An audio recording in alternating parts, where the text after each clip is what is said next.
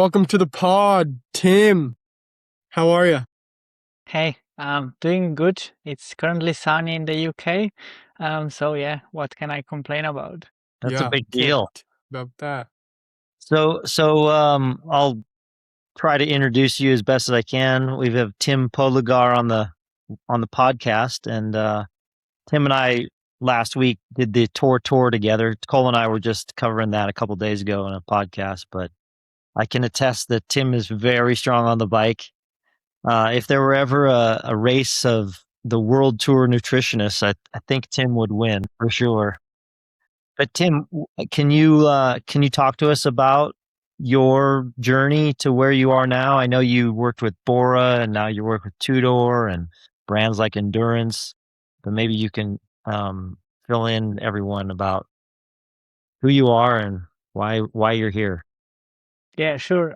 So my journey started as a non-cyclist. I've never been a competitive cyclist myself. I've been sailing actually. I always dreamt of going to the Olympics in one of the sailboats. But then during my studies of sports science in Slovenia, I decided that perhaps sailing is not something that will allow me to live and earn money.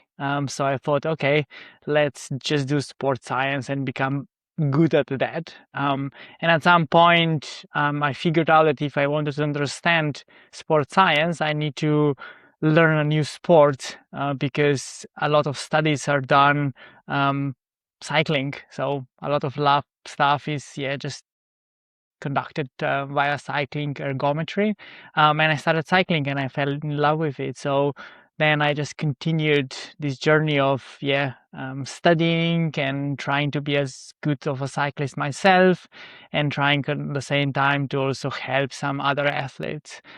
So here I am currently. I work at the University of Exeter in the UK as a lecturer in applied physiology, where I do research and teaching. And then I also work for Tudor as a consultant to the nutrition department, and consultant to Endurance sports nutrition brand. And I work with some other athletes, and I spend a lot of time on the bike still, because I just feel like my VO2 max can't go down. You said it can't go down or can go Yeah, down? it shouldn't. No, I don't allow it to go down. Yeah, I know you work pretty hard. You train pretty hard, I gotta say. Well, I try to do 15 hours a week, because the idea is that if my FTP is like 250 watts, then I'm too far away of the professional athletes that I just can't, use the same nutrition strategies. But here now I can at least on erg mode sustain maybe similar power than average power output for a stage would be.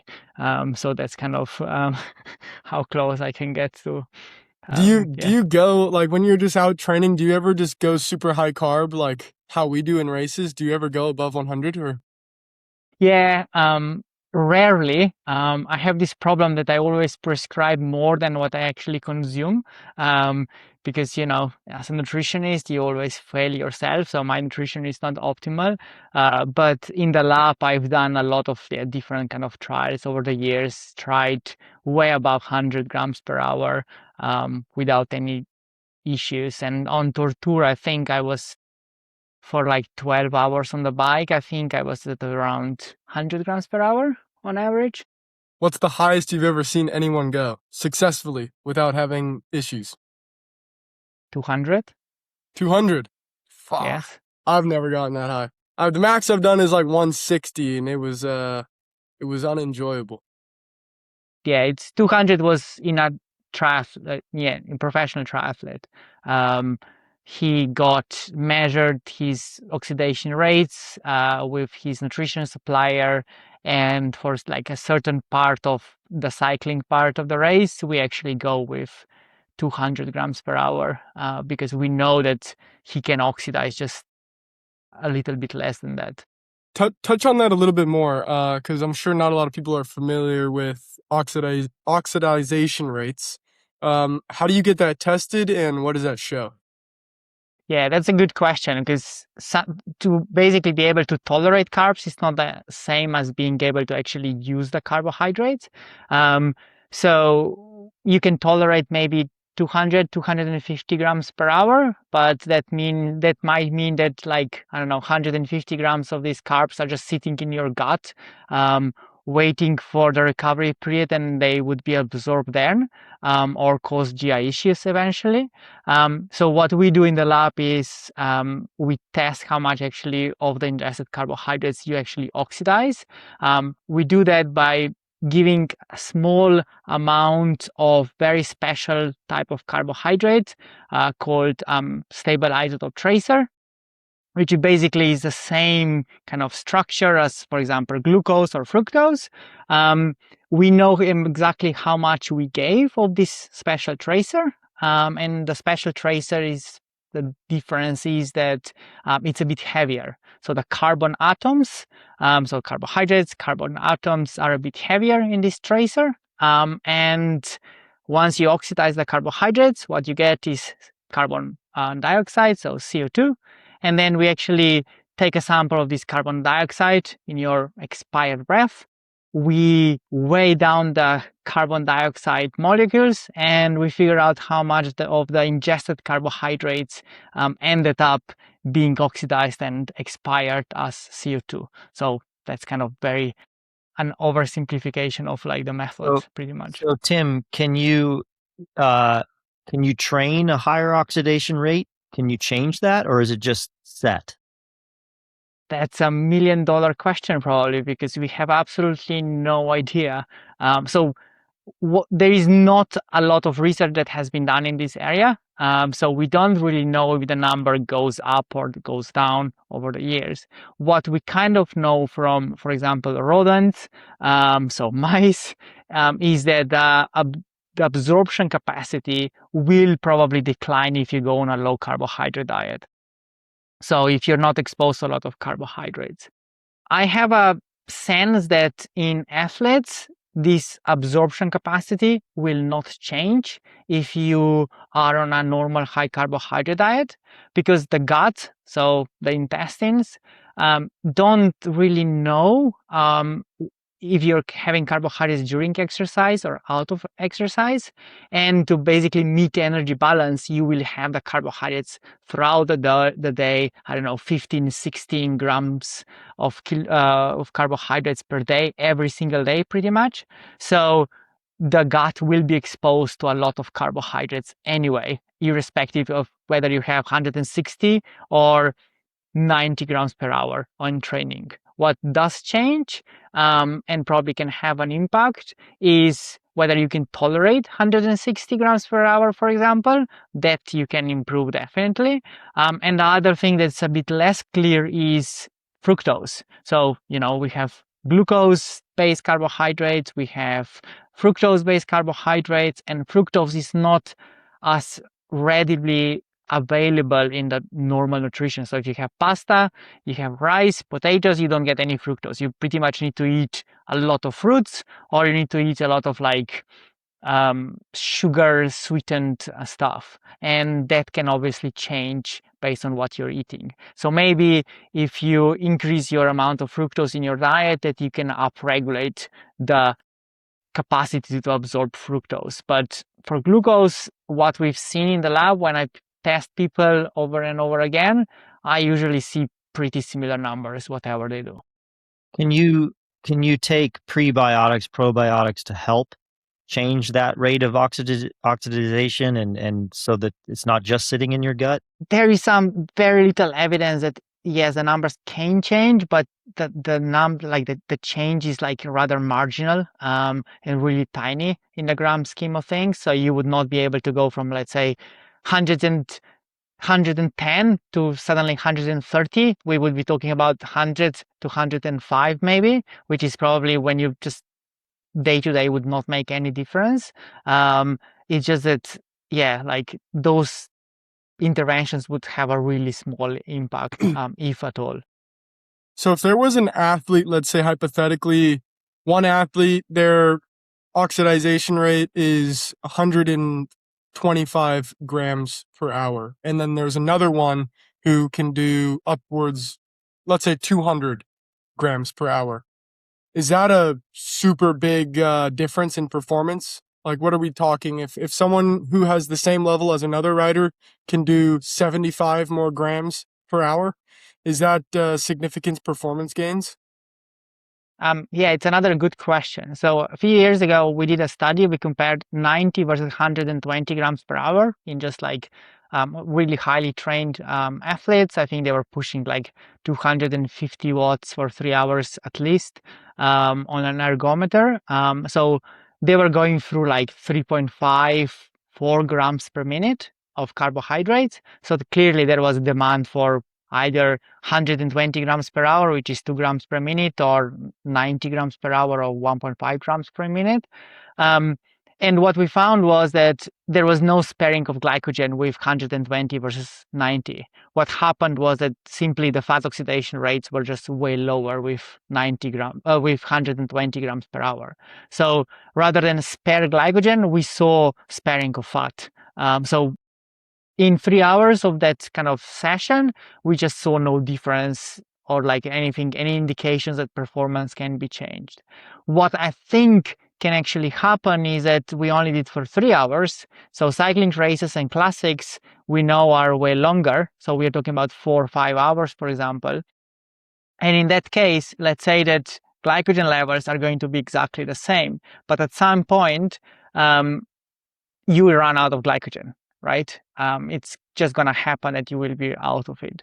So the only way then to supply carbohydrates to the muscles, which carbohydrates are super important for muscle to actually function normally, at some point you might be able to have more energy available for the muscle if you have 160 versus 120 or 100 grams per hour. And in theory, if you keep, let's say that you have 0 glycogen left, you oxidize the same amount of fat in both conditions, and you just, the only difference is how many carbohydrates you can supply to the body via the ingested carbohydrates. Then like extra like 20 grams of carbohydrates can actually mean probably like 10 to 15 watts of performance. That's really theoretical. So in long races, that can be beneficial. And that's why kind of when it comes to triathlon, we see these really high intake rates, and in classics maybe as well. But in stage races that are a bit shorter, maybe the impact would be way less than, for example, world championships or something like that. Yeah. You touched on the fact that when someone's taking in 120 versus 90, the fat metabolism goes down. And you and I think we touched on this last week in the car. This craze now of high carb, you had told me that it actually does affect your fat metabolism in the sense that you're not as efficient at burning fat. And then I think we were talking about how 10, 15 years ago, the fad was the opposite. People were going on fasting rides to try to maximize that fat oxidation. So have we gone too far in the other direction? And are we going to learn that there's the ideal thing is there's a balance between the two? Yeah, it's really difficult to speculate, but yeah, indeed, like we're going from one direction to another, from low carb to high carbohydrate. And then we are also thinking about this carbohydrate prioritization, so that we just like certain training sessions with low carbohydrate availability, certain sessions with really high carbohydrate availability, which is what probably in the era of Chris Froome, that's what was done. My point of view is probably that nutrition is there to support the athlete, rather than promote adaptations, so that they can do as much work as possible, which means that the more carbohydrates you can supply, that would actually have some benefit in terms of like performance or like physiology, that would make sense. So to go back to an example of, let's say, 3-hour ride, 90 versus 120 grams per hour. In that case, for that particular session, there was no benefit of going with 120 over 90. But for example, in a professional cycling race, during Vuelta, during Giro or Tour, sometimes going really high can be really beneficial because the stage might be so hard that by the last third or the last climb, the glycogen stores will be completely empty, and you will be relying on just carbohydrates. So being able to tolerate large amount of carbohydrates and being able to then kind of use them can be really beneficial and really useful, not in the first hour, in the last hour. So maybe you don't need to have super high intake for the whole race, you just have it really high intake for the last 2 hours. Then the next problem is also energy balance. So races are getting harder and harder. The energy expenditure for the day is like, I don't know, we're talking about probably 7,000-8,000 kilocalories. So if, for example, if you create a really high energy deficit when you're on the bike, that can mean sometimes that you simply don't have enough time to eat enough for the rest of the day. So by having more calories on the bike helps you maintain energy balance. That's especially evident in like large riders that are like 75, 80 kilos. When you literally cannot feed them enough carbs after the stage, you just need to go really high during the stage. So it's the energy balance at the end of the day is normal. So it's more of kind of recovery perspective other than performance directly. How much does fat metabolism or your ability to use fat as a fuel source really like play into modern day cycling? Like, let's use Roubaix for an example, a 6-hour race. In the 5th and 6th hour, how much carbs versus fat is a rider using, and does fat even really matter? I think it matters a lot. The more important question is, can you actually do anything about it to improve fat oxidation rate when you have plenty of carbohydrates? Because in my mind, the body will adapt just naturally. So to just give you an example, during my PhD, I did this study when everyone was obsessed about sleep low strategies. So you do glycogen depletion on the evening of day one, for example, you do some like really hard intervals, and you don't eat any carbohydrates until the next morning when you do the next training session. And then you start a training session, and basically your fat oxidation rates will be tremendously high. So normally with carbohydrates in the recovery period, we saw like 0.3, 0.4 grams of fat per minute being oxidized in that population. Then we depleted glycogen stores, and suddenly fat oxidation rates were like 0.9 or 1 gram per minute, which is kind of in the ballpark of low carbohydrate diet. So I think the body simply has the capacity to use fats. It just whether it decides to use the fats or not, because carbohydrates are the preferred fuel for during exercise, because carbohydrates are more efficient. So I just don't see the importance of actually training the body to be able to use fats. I just don't see that would help in any way, because the idea or the background on how you train to induce higher fat oxidation rates is basically putting people in a carbohydrate deficit, basically starving people, and that will probably negatively affect recovery, negatively affect power output during the sessions, negatively affect the next day's performance and Also, training volume, and it's just not gonna It's cool. Ketones. Can ketones come into play in the last couple of hours in a race like Roubaix if you started using them, or how do ketones get used in cycling, if at all? I think ketones are a bit of out of like, I don't know, they're not very popular these days anymore.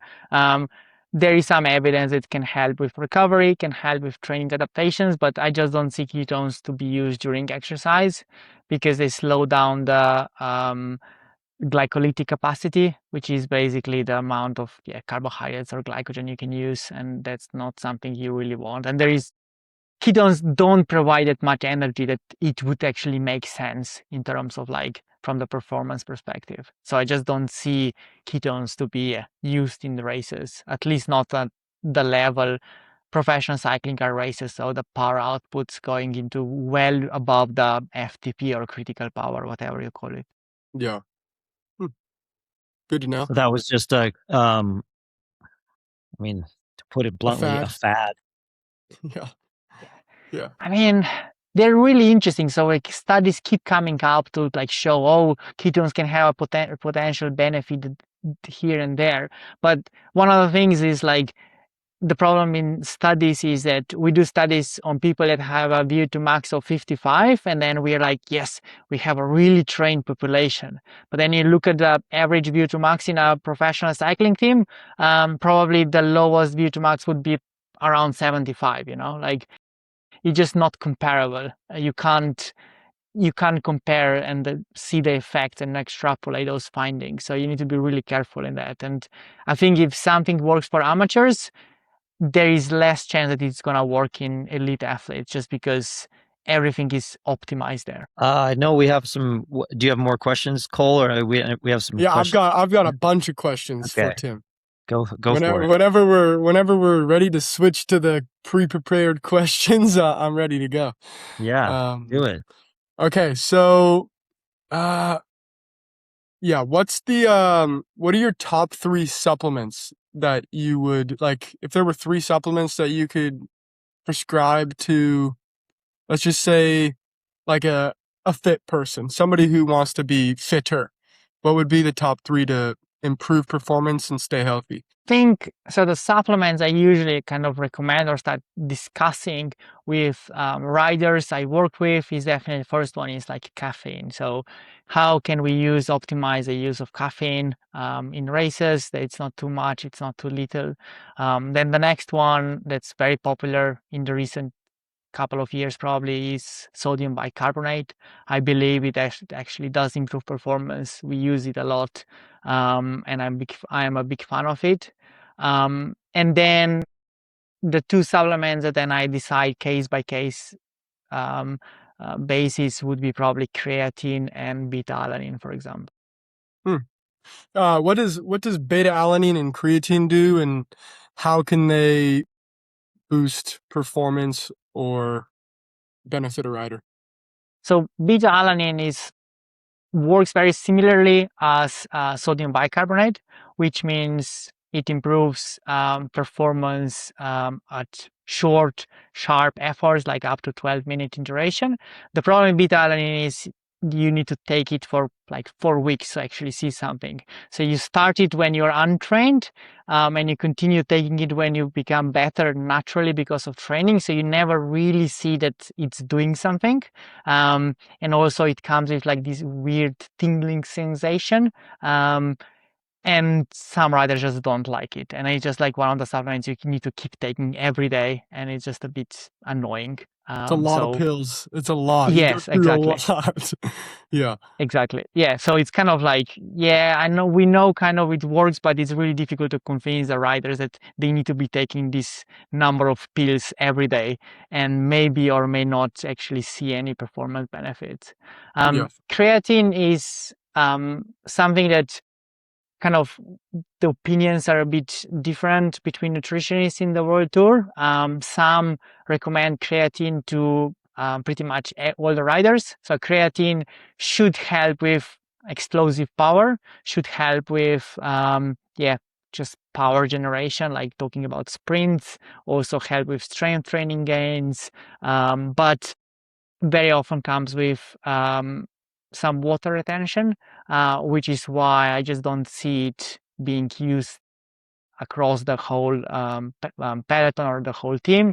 I probably usually reserve it for like the riders that are orienting on like flat stages or the sprinters. But some nutritionists would say that they have really good experience also in climbers, for example. So it's kind of, there is a lot of evidence that creatine can work. It's safe, it's effective. So that's why kind of, if the rider comes to me and wants to use it, I usually don't say no. Tim, I'm gonna jump in. I'm gonna jump in real quick here because as you know, Nicolette is also a nutritionist, my wife Nicolette, and she wanted to jump in here before she starts her class and ask you a question from one nutritionist to another. A question or two. A question or two. I think it will be just one. Hi guys, nice to see you, Cole and Tim. Tim, but I wanted to ask, and because I have studied about this, but I don't know how is the science now. How important it is the recovery part, because we are talking a lot about what you take and what you drink during the race or the training or whatever you are doing, but how important is how much protein or carbs or fats you are taking for the recovery, like half an hour, 40 minutes after your training or race, and then what you do the rest of the day, like in between your races, in between your trainings? Oh, that's a complex question. I know it's a very long question, and you could talk about this like for days, I think, but just a few things maybe what you can share with others too, so we can help them how to have a better and healthier nutrition. Can you answer in like 2 minutes? Because I know Nicolette has to go. Yeah, I'll You try. have 4. Yeah. So usually the recovery is all about protein. Like everyone thinks, oh, recovery, we need protein. So when it comes to cycling and cyclists, I just usually don't see cyclists having being low in protein intake, because they have so much food in general that the protein intake is usually sufficient just on their own. So for most of the riders, I just don't see the need for like having a protein shake immediately after exercise. If they have like a chicken, pasta with chicken or rice with some fish an hour later, I think that's absolutely fine. What is less fine is that you don't have any carbohydrates after the ride. And that's the importance for this is that first, this will speed up your recovery process. And then secondly, it's really important, especially for professional riders or elite athletes, that they have carbohydrates straight after, because that means that they start replenishing as quickly as possible. And as I mentioned earlier, there are days when you simply can't fit in all the food into your day, and you don't have like the time to eat all the calories you need. So if you delay the intake for an hour, that will basically mean that you will probably be in energy deficit that day, and that can be a problem. There is a really cool study that came out, I think last year or 2 years ago, that showed that if you delay the carbohydrate intake, I think by an hour or so, but still have the same amount of carbohydrates until the next training session, you will replenish glycogen stores to the same extent, so no problem there. The problem was that the performance was worse. So clearly carbohydrates had a really important effect on the performance side of things. And that's why I kind of usually say to the riders, okay, if you're cooking and want to have a proper meal after, that's fine. You don't need to have a protein shake, but at least have like a handful of Haribo or a juice or something to just kick off the recovery period, have a shower, and then cook a proper meal. That's how I usually like feel about recovery. Nice. Thank Good you. question. Yeah. Thanks, Nicolette. Welcome. Thank you, guys. I have to jump. Have a nice rest of your session and meeting. Okay. Take care. Bye. Bye. Cole, what's the next question you've got there? Well, I wanted to touch back on the creatine. So you said that you can gain a little bit of water weight, and that's like intramuscular water. Can that be helpful in the summer? Like here in Girona, for example, it's been like 35, 40 degrees and very humid for most of the summer since I've been here. And you would think that having that little bit of extra intramuscular water would help with like cramping and whatnot. Is that possible or not highly tested like you wouldn't? That's a good question. I don't think anyone looked at it from that perspective. For example, I know that, for example, sodium bicarbonate will increase the water in the body just because of the sodium, and that will definitely have the hydration effect, and that has some proven benefits. But I've never considered it from the creatine standpoint, because I'm not sure if that water can actually become available for hydration purposes or not. But yeah, that's a bit beyond me, I think. Oh, Well, that's gotcha. That's interesting. I would have thought that I always had this discussion with Christian Vandevelde when we were racing. He was terrified of water weight, and I always argued that it was fuel, and it's part of the inflammation process is to give you more water to have when you need it. Yeah, that's a good point. And like one of the things that I need to fight quite a lot with the riders is that, for example, you have a queen stage and it's super hot, and they step on the scales in the morning. As a nutritionist, what I want to see is actually normal body weight plus a little bit extra, because that means to me that probably the riders' glycogen stores are full and they have a little bit more water as well, which during the stage will go out. So on the last climb, they will arrive at their optimal body weight. What riders want to see is usually the opposite. So reduce body mass, thinking, oh, I'm really light, I will be climbing really fast today. But that's very tricky because that means there is something less in the body. It's either fiber, it's water, or it's glycogen. If it's less fiber, then it's great. But if there is less glycogen and water, then we have a problem. Yeah. Speaking of fiber, how much do you recommend to the riders that you work with a low residue diet? Yeah, I do it quite often. I'm a bit weird nutritionist because I don't have a dietetics background, so that's not really my kind of area of expertise, because my diet is always low in fiber. But I usually we see quite a bit of a effect. So on the stage races, we at least 1 to 2 days before mountainous stages, we go low in residue, and usually we see a little bit of a decrease in body mass as a result of that. And can a little bit of fiber, I mean, we're talking about 120, 160 grams an hour of carbs on the bike, and it does tend to, sit in your stomach. Can a little bit of fiber help move things along even during the stage? I'm going to reference Alberto Contador. He loved having one banana every day during the race for this reason. I mean, this is something you learn with experience, because definitely it's impossible to test in the lab. So I think you need to kind of talk to the riders and see what works for you best. I've seen the riders that then get constipated, have issues if you just reduce the fiber for 5-6 days. So 2 days before the mountainous stages, and then you have a selection of mountainous stages, and simply you want to reduce the fiber. So in theory it works, but then in practice, issues like that can appear, and then you need to kind of reintroduce the fiber or find a middle way to it. So I think it's then also down to experience of the riders, that they know what works for them. Yeah, find that balance. Yeah. It's what would be your ideal pre-race breakfast? Going from the minute you wake up to race time. Yeah, that's a question I kind of depends on the context again. Because one of the things I see, for example, in amateurs is that, so amateurs usually race at 9 in the morning, or even before 9, sometimes 6, 7. So the amount of time you have for breakfast to digest is really tiny.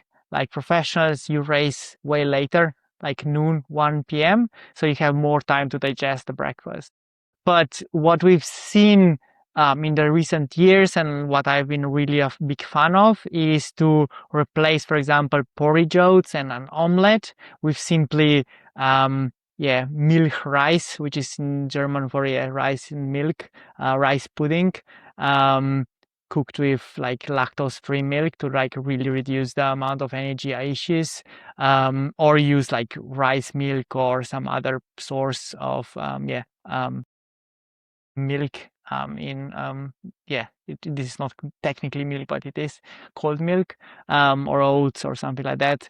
But go really low in fiber, go really low in fat, and add plenty of honey or some syrup to actually boost the fructose content, to fill up the liver glycogen a bit quicker. Or another thing, if you have a personal chef, I would have probably pancakes with some jam. That would also work really well. But that I sounds would good. probably stay away of porridge and heavy omelets and stuff like that. So, okay, because that's good to know, because literally every morning I have overnight oats, so porridge, you can say, and then like some eggs or some skyr or like yogurt or something. So I guess I've been doing it wrong all these years. I mean, these are like marginal gains at best. But let's say that you have like a stage races back to back, and they're mountainous days back to back. So that means that, for example, when you wake up in the morning, your glycogen stores will not be replenished from the previous day. So you might be talking about like having massive amount of carbohydrates in the morning, like 3 to 4 grams per kilo before the start of the day. So like 240, 280 grams of carbohydrates. So if you try to eat that with like overnight oats, what will happen is you will get a lot of fiber, you will get a lot of fats, the absorption of these carbohydrates will be rather slow, and it will just not be optimal. So rice will be absorbed really quickly, and you should be able to easily have this large amount of carbohydrates for breakfast. If you just go for an easy spin or like low intensity endurance ride, then yes, porridge, I think it works actually better probably than the rice, because you would get less of a spike in blood glucose. The energy release will be more sustained. So it's all down to the context, and how we see the race is the same. Like, for example, a stage race, you basically divide into like easy stages, hard stages, and you decide what to have on each day. And then, for example, on a hard day, you would have rice pudding, maybe for protein, skyr, or you would have omelette with more egg whites than like when really small number of yolks to kind of keep the fat really down and really carbohydrate load, rather than like get anything else. But it's just, again, like just down to the context. Right. It's good to know. And then how does this change for like a time trial? Like, I know you just touched on fueling for a super hard race where you've maybe in a stage race or something, but would the fueling strategy be different for a breakfast for a time trial? So like a 20 to 30 minute, super short, sharp, intense effort? Yeah, we always struggle, to be honest, on time trial days, because one of the things is that when it comes to time trial, for 20 minutes or 30 minutes, you don't need to glycogen load. Like having normal glycogen stores is perfectly fine, or even slightly below normal, because the effort is only 20, 30 minutes long. And if it's an uphill time trial, then you definitely don't want to carry any extra weight with you, because it's just not needed. If it's flat, then it doesn't really matter. But you don't need a lot of food. But on a Grand Tour, for example, things become very tricky, because the riders are just hungry all the time, because they just go from having really large breakfast to a really large breakfast, and they haven't replenished the glycogen stores from the day before, and so on and so forth. But if you just do like a time trial day, I don't think you need massive amounts of carbohydrates before. You just need to have regular meals and use something that like makes you feel good. And then depending on whether it's a uphill or flat, and you decide whether you want to have for breakfast fiber or not. But the meal before the time trial, like 2 to 3 hours before, definitely ideally would be low in fiber. So some rice is usually what we use in the team. Just very simple, very plain, but very effective. Nice. And are you familiar with like doing sweat tests and figuring out like sweat rates and electrolyte needs and stuff like that? That's a tough one. So we've been discussing this quite a lot, whether we need these kind of tests or not. What information would we get? So what we know from physiology, for example, is that the sweat rates will change throughout the year based on whether you're heat acclimated or not, based on the intensity, based on the temperature outside. So just measuring sweat rates on day one might not mean that the sweat rates will be the same on the next day. So you need to have really similar conditions to be able to make any judgment. For me, it's kind of good thing to do is to measure your body mass occasionally before and after a training session, think how much you've drunk, and then see if you got really dehydrated. And then you can ask yourself, oh, maybe I've not drunk enough. How can I improve my hydration? You'll probably want to reduce your change in body mass to max of like 2-3%, not more. And then you start kind of thinking about it. When it comes to electrolytes, I'm very opposed to actually do the testing for electrolytes. The reason being that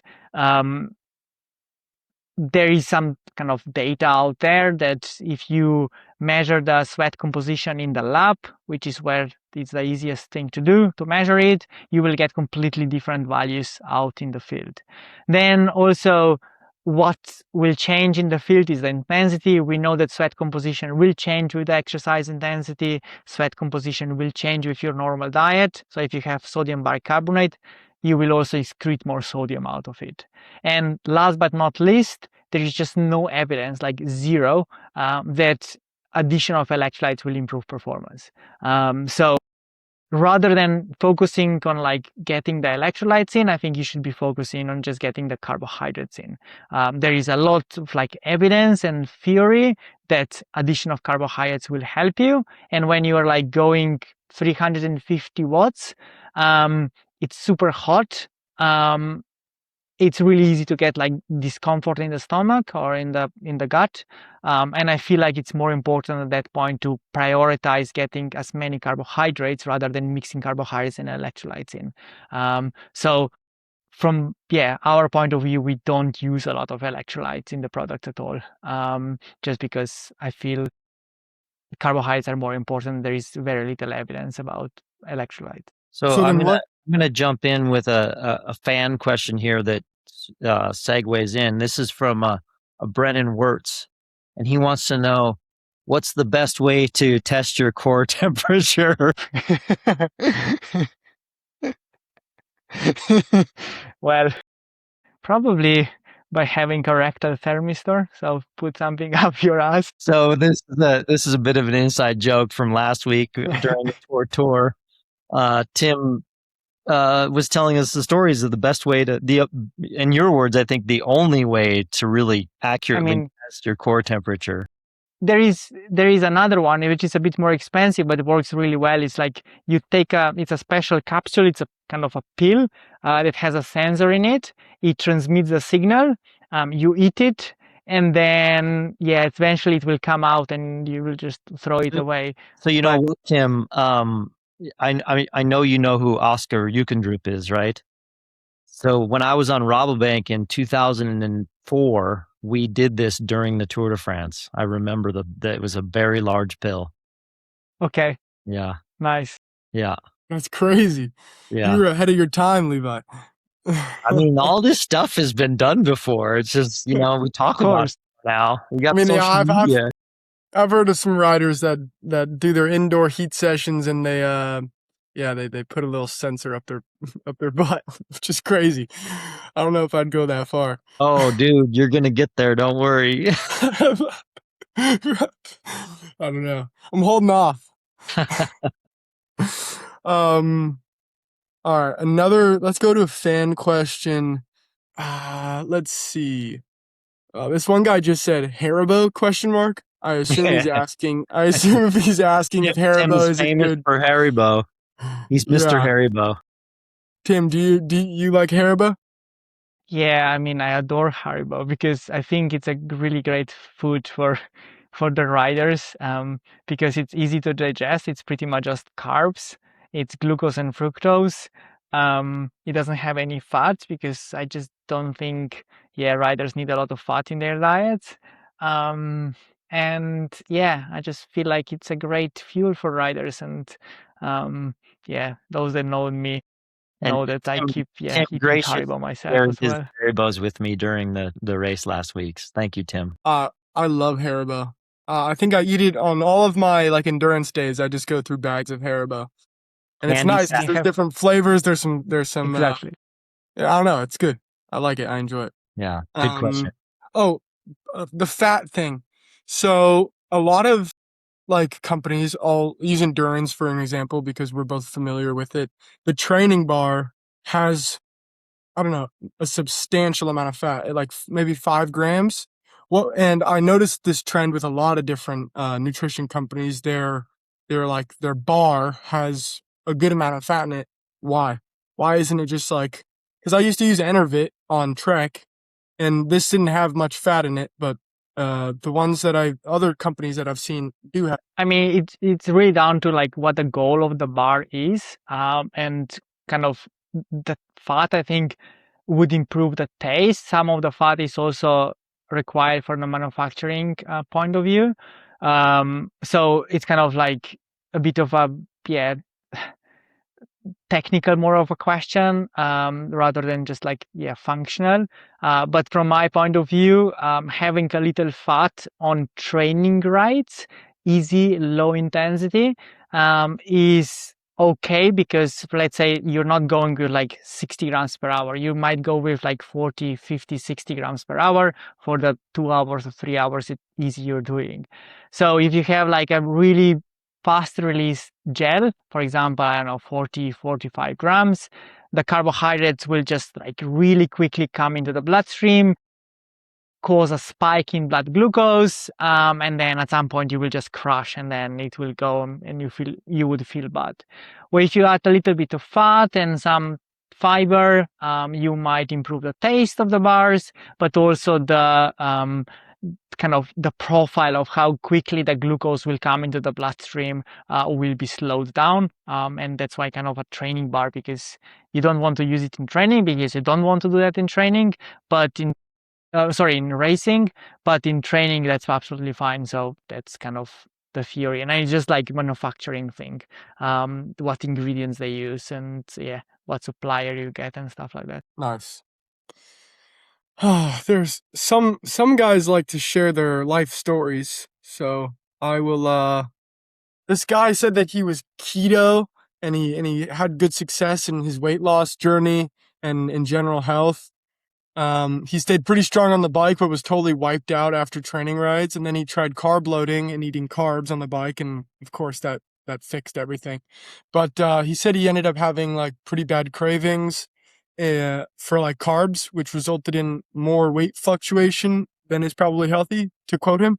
And now he struggles with high resting heart rate. I mean, it's a tricky question. I can't give a specific advice, but I can say that I've experimented myself with being on a low carbohydrate diet, doing like 140K ride with like 4,000 meters of elevation gain, and I was blaming my lack of concentration and lack of power to blaming dehydration for that, rather than low carbohydrate availability, and then coming home and eating a big bag of biscuits that probably had multiple thousand calories, and I thought I was flying and I was super strong, but that was far from the case. And you can very easily kind of develop some sort of like disoriented eating because of that, trying to kind of like reduce the carbohydrates, and then just introduce carbohydrates on specific days. But I just don't think that's like in the long term it works. But I think in like when it comes to heart rate and stuff like that, I think that's something to like really consult with like a nutritionist or even a medical doctor, because it might go beyond what advice on a podcast can be useful. Yeah, fair enough. Fair enough. So then a lot of people seem to be asking similar questions. They're like talking about recovery shakes, how, let's use endurance for an example, where it's maybe got 20 grams of protein, 50 grams of carbs, and some BCAAs and whatnot. Some guy asks if he can take it halfway through his training and take the other half after, and some guys are wondering whether it's the protein is the most important or the carbs. I know you've already kind of touched on all these things, but let's just like maybe summarize the key things for people to focus on to make sure that they're better day after day and not missing anything?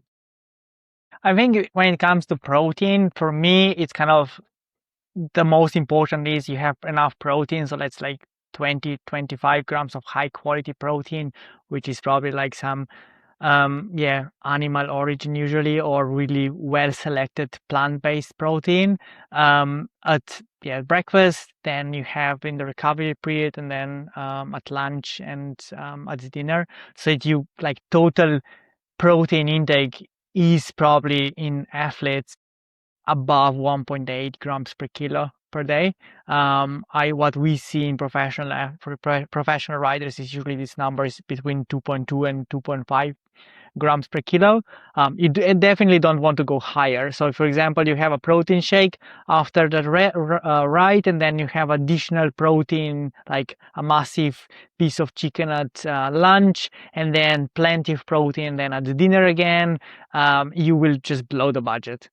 So you will go really high in protein. That will probably mean that you will reduce the amount of carbohydrates you have in your diet, and that will not mean improved recovery. So for me, these protein shakes, protein yogurts are really good. And when you come home and you don't have anything cooked, or don't have time to cook, to just have that, or have it as a snack during the day. But then you need to make sure that the main meals of the day are not like really gigantic in terms of protein. Can I jump in? So when you say 1.8 grams per kilogram, is that from a source that's complete protein, like animal meat or whey protein, or are you counting, some of the protein from bread, for example, which is not a complete source? Yeah, exactly. So when it comes to like 2.5, I would say 2.5 grams per kilo, like of all the protein, including the bad quality one. So that's usually like I separate. So when I look at the analysis, for example, of the riders, I usually look at, okay, that's a total amount of protein, but are we getting high quality protein, complete sources, 20 to 25 grams at breakfast, around 30 to 35 grams in the recovery period, and then again at dinner, similar amount, like 25 to 30 grams. That's kind of the goals I usually I have with my riders. And then if you have a lot of budget, you can have another like 20 grams like protein yogurt or something. But you need to be kind of careful, because you can really easily go to like 3 grams per kilo just by eating plenty of protein. And it's very often not necessary, in my opinion. Yeah, because this whole podcast, I mean, in my mind, I've been hearing like you're really driving home carbs, carbs, carbs, carbs. And as endurance athletes across the spectrum, we have this tendency to go too far in one direction and be extreme and lose that balance. So I guess, just maybe to make a point, protein is still very important. I mean, it's for muscle recovery and general function, right? I mean, it's definitely, you need to maintain some sort of like a protein balance. So that's why we're still talking about 1.8 to 2.5 grams per kilo. Like bodybuilder recommendations are, I think, north of 1.8. So we are basically in that territory with endurance athletes. So the protein intake is definitely high. It's just that it's not about having a protein shake, then more protein for lunch, more protein for dinner, and then have for some time casein was really popular for before bed, and suddenly you're like 3.2 grams per kilo of protein per day, and it's just like, it's a lot. And also, like, when you go in excess with protein, what then it happens is you basically convert it to energy. You convert it to carbohydrates, or just use it as energy source. And in the summer, especially in the evening, when you try to cool yourself down and go to sleep, having loads of protein at the evening might be counterproductive, because of all this kind of extra heat that is generated because of the processing of the protein. Might not be the best. And in general, like, you will just reduce the amount of carbohydrates you can have, and that's usually not what you want. and there is no benefit of going really, really high in protein. I guess it's also like when you're talking about pro cyclists or like super elite level endurance athletes, our body weight is like significantly lower than the average population. So when you're talking about like 1.8 to 2 grams per kilogram of body weight, it's not like it's easy to surpass this level of protein. Yeah, but when you're talking about like a bodybuilder, you know, they're like trying to get as much protein as possible. It's like completely different. So, because I've also heard this as well, like people that I talk to just in my everyday life who aren't familiar with endurance sport, they're like, oh, protein, protein, protein. But it's so easy for us to go over our protein goals because we're so light. Yeah, well, you're light and you also eat a lot because, you know, like you probably eat way more energy than a bodybuilder with 100 kilos just because you do so much exercise. So they need to boost the protein intake, whereas you need to boost the carbohydrates and the total amount of energy you get on a day. Yeah, so if I'm in the off season and I'm going to the gym, like right now I'm not going to the gym, but in the off season when I'm going to the gym, do I need to think about eating more protein or just like keep the same general diet that I always do? I think I would keep the same overall diet.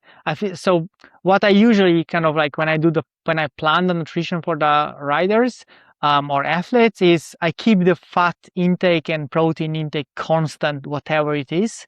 So the total amount of protein and total amount of fat will be very similar. What will change is the amount of carbohydrates that you would eat. So for example, in a off season, your daily energy expenditure might be like 2,500 kilocalories. Your amount of protein you would have would be very similar, fat as well. So your meals will be way less dense in carbohydrates, way less pasta.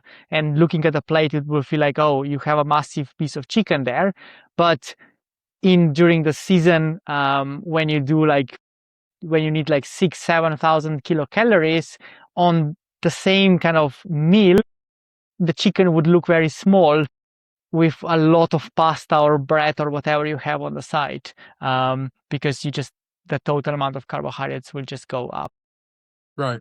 One last question from me. I don't know, Levi, if you have any more questions, but one thing that I wanted to ask was if you have a rider that's going to an altitude camp, so maybe normally they reside at whatever sea level, and then they're going up to 2,000 meters, how much would their their basal metabolic rate change versus their sea level to 2,000 meters? Is it like 500 calories or? I think it would be way less. Way less. It's like kind of small. I think if you go much higher, then obviously the number would increase. But at 2,000 meters, I don't think it's that different. I think it's really important to pay attention to that, to make sure that you kind of like track and keep an eye on nutrition, because a lot of the time, what happens when you go to altitude, even at 2,000 meters, is that your appetite drops. So I've seen riders going to altitude just for the sake of losing body mass, but when you're in energy deficit and you want to do high quality training and get more red blood cell mass, that just doesn't go together. So you either lose weight relatively quickly, but you will not gain any red blood cell mass, or you basically like try to keep energy balance and you should improve your performance. So in other words, I don't think the altitude is when you are supposed to be losing significant amount of body mass. Gotcha. Levi? I think we covered a lot. I'm sure we could keep going if we wanted to, but I know that Tim is on a tight time schedule, and we appreciate your time, Tim. So thanks for coming on, and thanks so much. Looking forward You're welcome. to riding with you again next year at the Tour. Can't wait. Yeah. Take care, Tim. Thanks so much, man. Yeah, stay on for a second, right? Because it needs to upload after. Yeah. Yep. Yeah.